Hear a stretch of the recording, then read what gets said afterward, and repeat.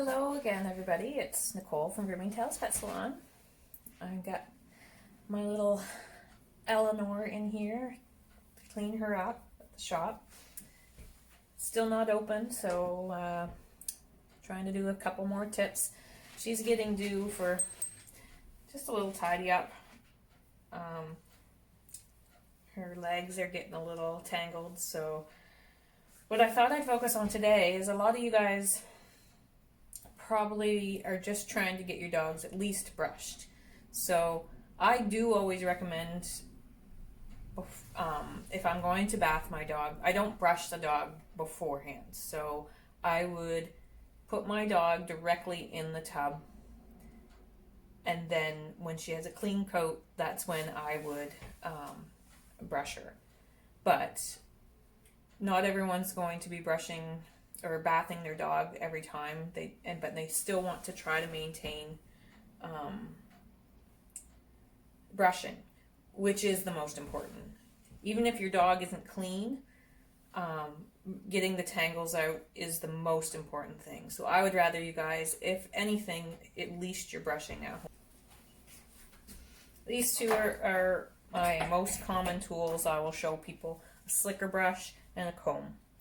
If you have these, you can maintain your dog's coat if you're not going into a coat that's really completely matted, but you've been maintaining it right along, and there's only a few tangles, maybe a mat here and there, but these two tools are what you need. Now there's several different kinds of slicker brushes.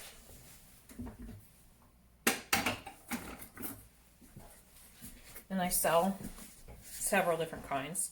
This here was my workhorse for years. It's a cheaper version of the slickers that I now currently use, but it is a good option for anyone that's doing brushing at home. And it's always something I always compared this brush to having nice strong bristles, because if you went to the dollar store and you got a slicker brush that looks like this, most of the time the teeth are too weak to do anything and they fold right back. Now you're like, but if I've sold you something like this, see how big the teeth are? This one has a little bit more flexibility, but what makes this one a good workhorse is the length of the teeth. I've run out of these. I am trying to get more in. I love selling these for doodle hair, but I have no more right now. This is still a good option. If I can't sell you this, I would sell you this.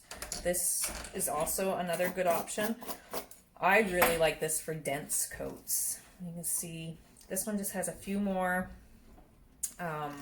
pins in it compared to this one. The actual teeth are shorter, probably about probably a little longer than this one. But I love this for really curly coats, and that when I'm line brushing and separating, but any one of these will do the trick. There are all kinds of slickers out there. I would just avoid the really cheap ones. And the really cheap ones can look like this one, but Miller Forge is this brand, and like I said, I used this for years. It was the only one I ever used, and I sold it for years, and I still sell them, and they're a good workhorse. Let's do some brushing on Miss Ella. She's got some scratching around her ears and giving herself some knots around her ears.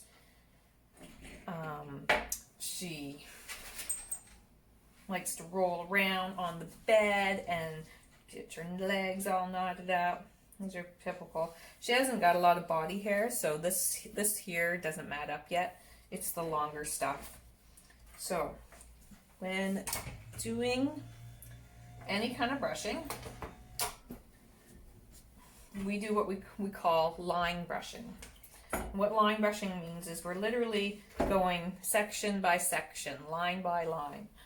And most times I will start at the bottom and work my way up. But wherever you start, even if you start here, you can do your line brushing and go down, or you can do your line brush and go up. I like starting at the bottom.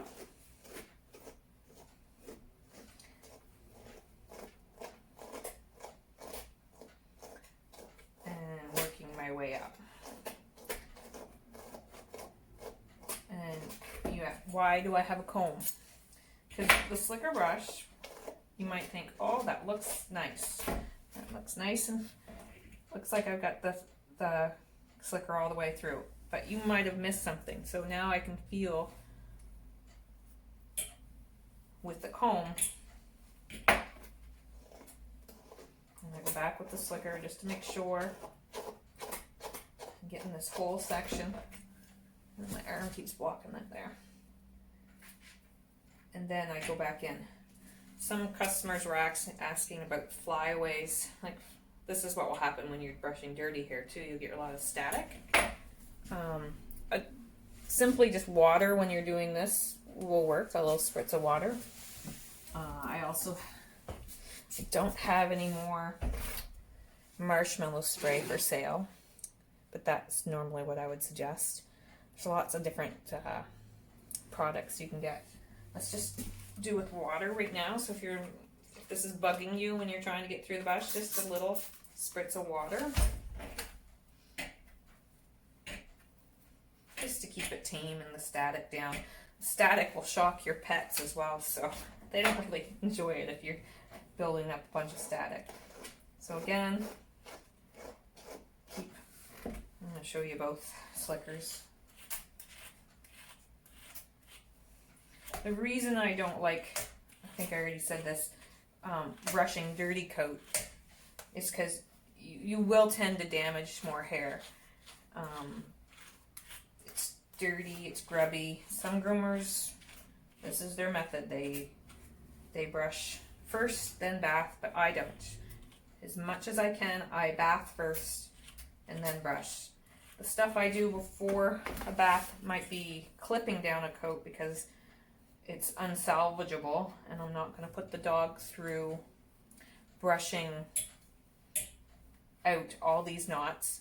If you know you're going to cut them off anyway, just get rid of them. So she's got yuckies in her tail. But if you can just do this every few days. She hasn't been brushed. It's been almost 2 weeks. When she used to have lots more hair, she would mat up a lot more. But she's got quite a bit of hair down here, and now she's got a silkier, longer coat. Dogs that have curly coats, you need to brush way more frequently. Yorkies are about the coat that I would say is typically can go the longest without brushing, because if they have a silky coat, you'll get Yorkies that are kind of mixed coat. They're probably more of a Morkie coat, and brushing those coats are more like Shih Tzu coats, and they require more brushing. Got my Yorkie Bindi. I hardly have to brush her, and she's got quite a bit of furnishing on her legs, but it's such a silky coat that you don't have to. What else here? Let's get this ear knot out. So yeah, it's getting tangly. She's gone and gotten a tangle, and then she was itching at it the other day. I seen her and just making it worse. So I take my slicker. I usually always start with my slicker, and this kind of breaks it up some. And you hear that noise it's making?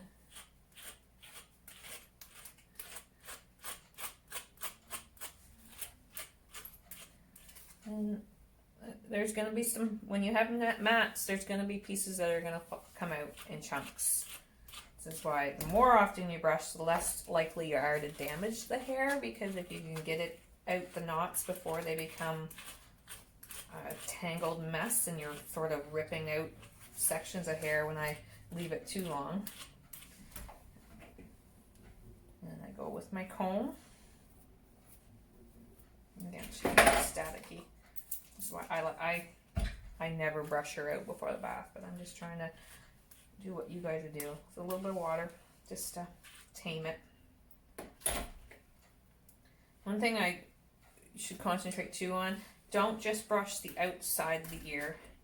Flip it over and make sure you're getting the inside stuff, because some of the stuff around the base of the ear will get knotted and tangled and left.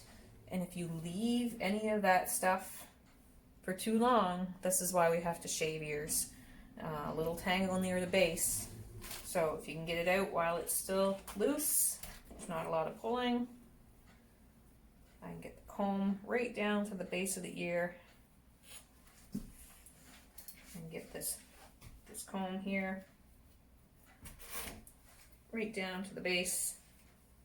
Really make sure you're coming to the base. Too many people surface brush, and they would take this leg and they would brush like this.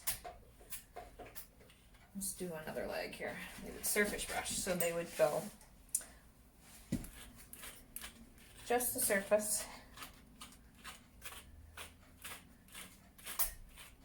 And if they didn't have a comb, they would say, well, it looks good, right? It's starting to look nice and fluffy, and